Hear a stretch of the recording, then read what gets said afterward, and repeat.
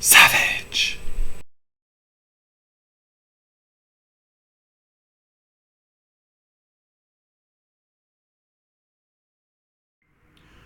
Okay, so we are back here with another message. It is currently 11:32 a.m. on May 6, 2025. It is 75 degrees Fahrenheit and sunny wherever I'm at. All praises due to the Most High for, again, God bumps y'all. I am very, very, very I'm just grateful. One thing that I keep in mind, and I want everybody else to keep in mind, is that we are not perfect at all. We all make mistakes. We all deal with things, and just from my own personal, experience, I deal with a lot of things on my, challenges in my life, and I want people to understand, if you make a mistake, that it's not the end of the world. It's not the end of the world. It's not, you're not a failure, because none of us are perfect, and a lot of times we can be very hard on ourselves, and I want you to not be so hard on yourself. I want you to take it easy on yourself, okay? I have to remind myself of that as well, okay? We try so hard to be perfect. We try so, if not even perfect, we just try so hard to be good people. And just because, being a good person doesn't mean that we don't have our own issues. We don't have our own vices. We don't make mistakes. We don't backslide. It's all about being accountable and looking at who you are, what's going on, why you're feeling the way that you're feeling, and then moving on from that, learning from it. So no matter what anybody, it doesn't matter, I'll put it to you like this. Believe what you want to believe, worship whom you choose to worship, as long as it works for you. I support that. You know what I'm saying? I tap into the Most High God energy. That's my source. That's that alpha and the omega for me. And so I tap into that, whenever I'm feeling bad, I'm feeling lonely, I'm feeling depressed. I tap into that. And it's very important to make time and space for that. You know what I'm saying? So, let's talk about something real quick before we get into some cards here. So, has anybody heard of Shiloh Hendricks or Henderson, whatever this bitch name is? Let me, I'm gonna pop her picture up right here. Okay, let's take a look at it here, because I don't have my double screens like I usually do. So let's just take a look here. I'm gonna read it while I put this hose. Shiloh Robinson is her name. Is it? No. Hold on. Let me pause this. Shiloh Hendricks. Okay. And so you guys know that I talk about a lot of stuff on my channel. But this really hit home for me, because this lady, I'm gonna scoot back a little bit. This lady is a resident, or she lives in Rochester, Minnesota. This is the lady that was caught on camera calling a young black child, 5 years old, autistic, the N-word, because apparently he tried to take something out of her son's diaper bag or something like that, which, by the way, is not okay, but it's not the end of the world, and it's no cause for this woman to become unhinged. And I don't even feel like she became unhinged. I feel like it was second nature for her to call this little boy the N-word at a park, and stood on that. She stood on it because she was caught on camera. The person said, "Say it again." She said it again, right? So two things here. First and foremost, this is just another example of how ignorance and evil is bred all across the world. We still have people that have been sitting around lying dormant, waiting for the day that they can come back, racist as they want to be, as neo-Nazi as they want to be, as destructive as they want to be to people who are of a brown shade or anything else different from them. Let's just put it like that. But overall, when I saw this the other day, I was disgusted by it. And of course, I wanted to say something about it, but I let it marinate a little bit because I wanted to see what happened. So of course, she created, it's not a GoFundMe. There's something different that they have now for people that's different than GoFundMe. But she has raised over $600,000 for her and her family to be for their protection and for them to relocate. This is the world that we live in. And Rochester, Minnesota, for all accounts, is a very racist town.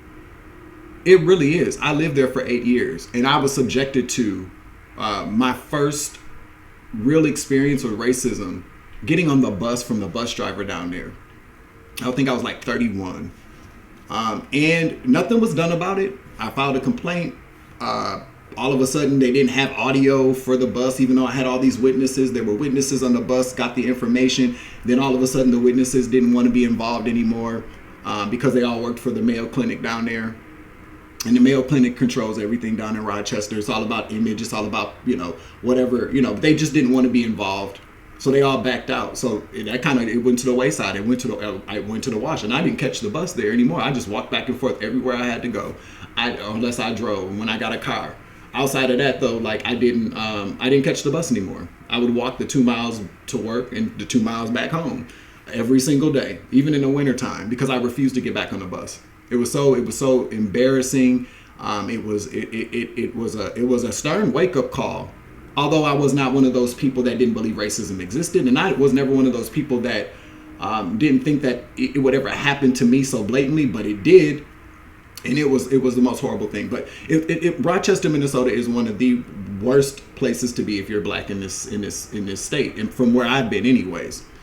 And I know people down in Rochester. Everybody down there isn't racist, of course, but it is a very racist place.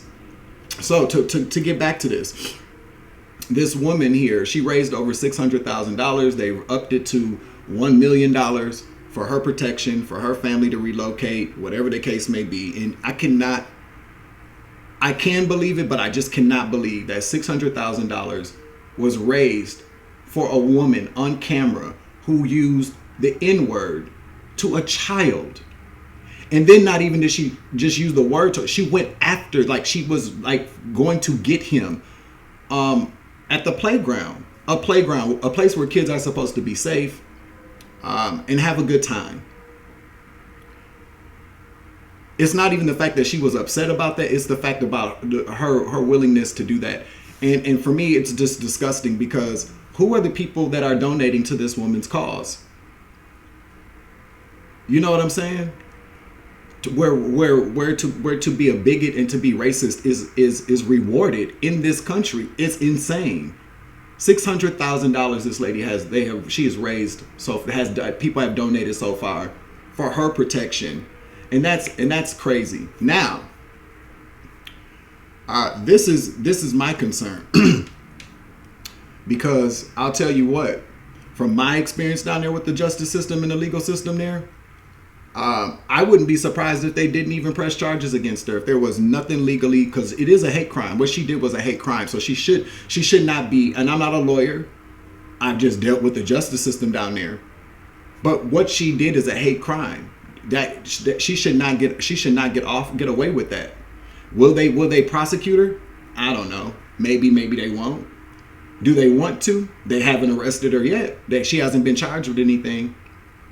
And the way that they overzealously prosecuted me down there, or tried to prosecute me, the way that they've done it to other people down there that I've seen, people that are not white down there, black folks, okay, black folks, Mexican folks, Asian folks, they throw the book at people down there.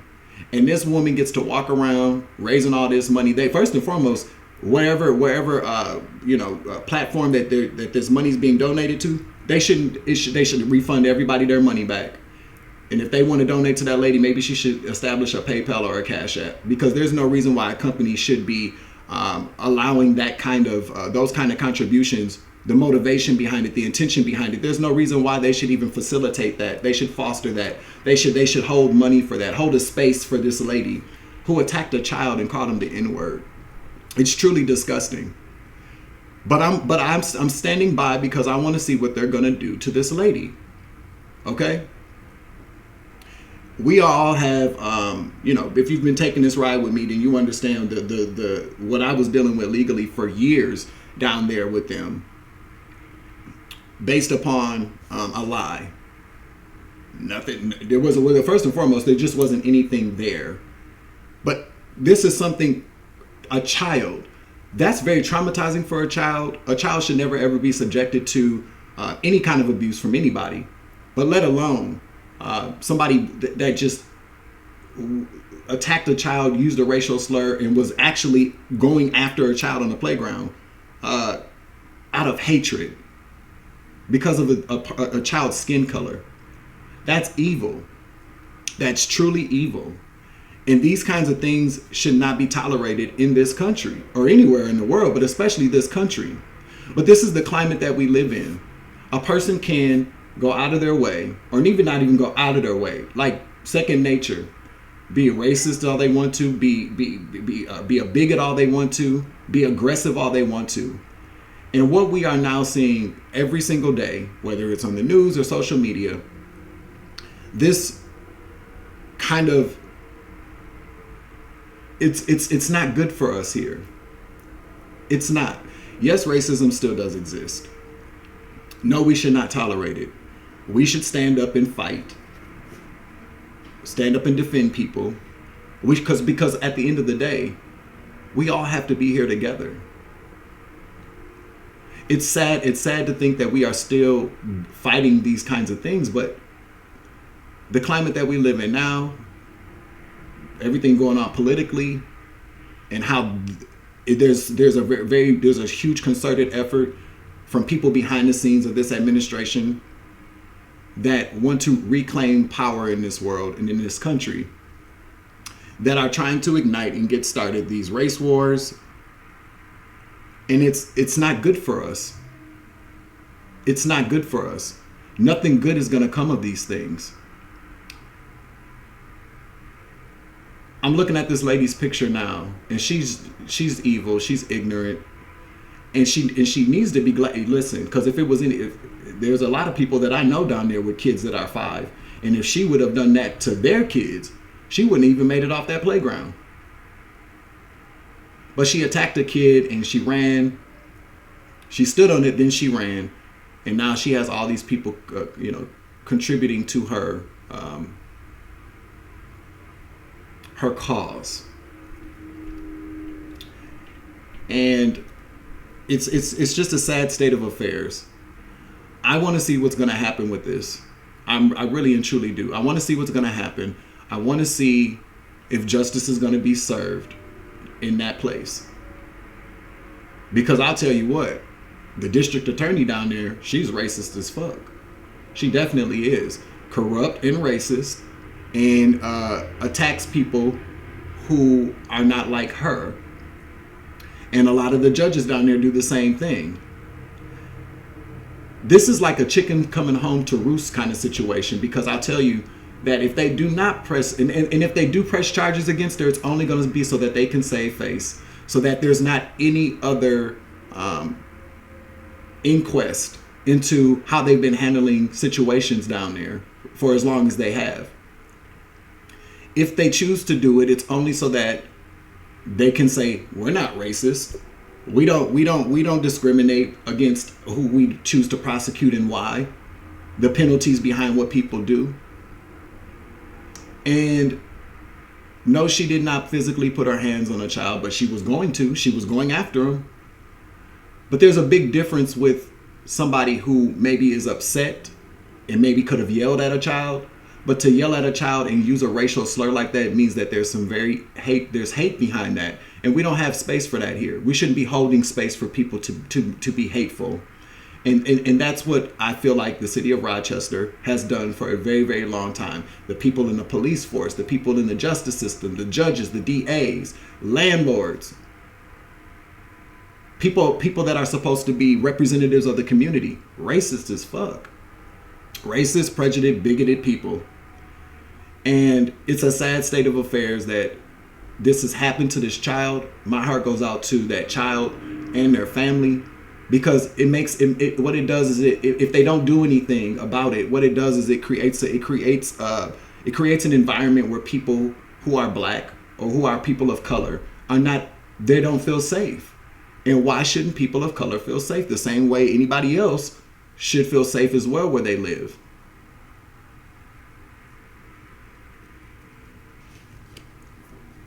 If they don't do something about this woman, Rochester, Minnesota is going to have a huge problem.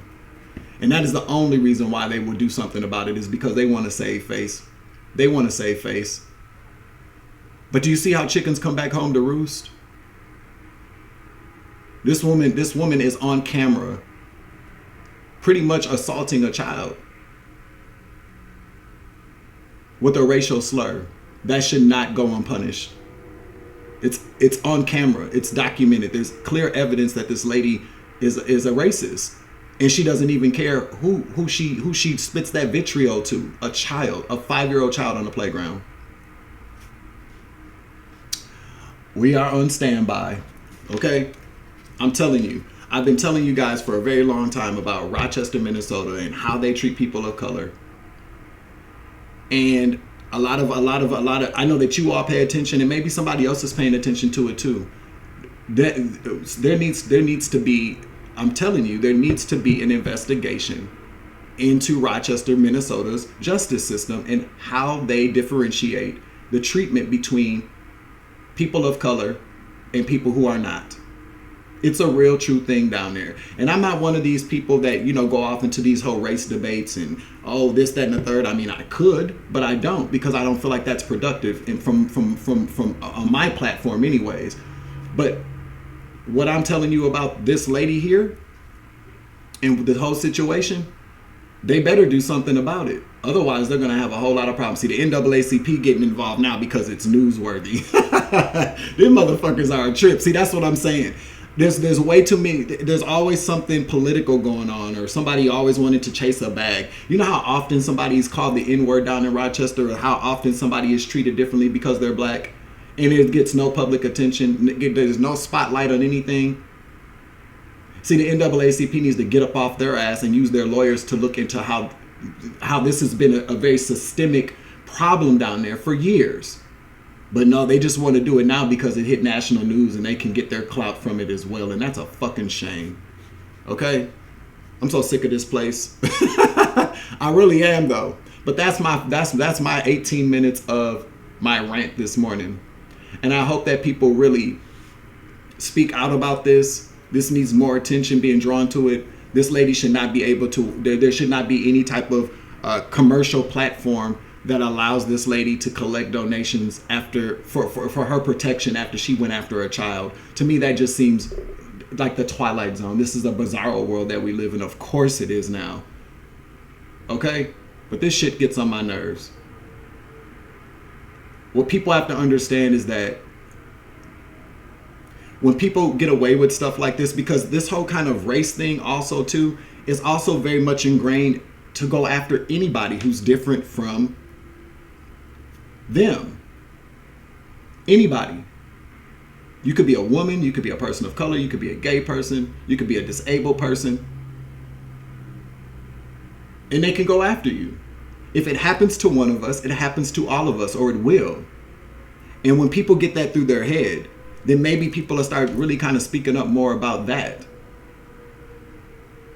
This country has a very nasty, ugly stain between the relationship between white and black people, but there are people in between that as well that are heavily affected by the same kind of problems that people of color have. And so, but there needs to be a bridge gap. What really needs to happen, there needs to be a huge wake-up call. I'm gonna tell you right now, what I feel like would be a very good thing here is if the city of Rochester Their justice system down there got a huge slap in the fucking face for the whole country to see. Because I'll tell you what, once these things start to be uncovered, once people start to see the paper trail and how things are truly handled in these big cities and see but the Mayo Clinic down there, you know, it's a whole other story. It's in it too though, because I also heard too, I would be surprised at the number of people that work for the Mayo Clinic that donated to this lady's platform as well. Isn't that scary to even think about?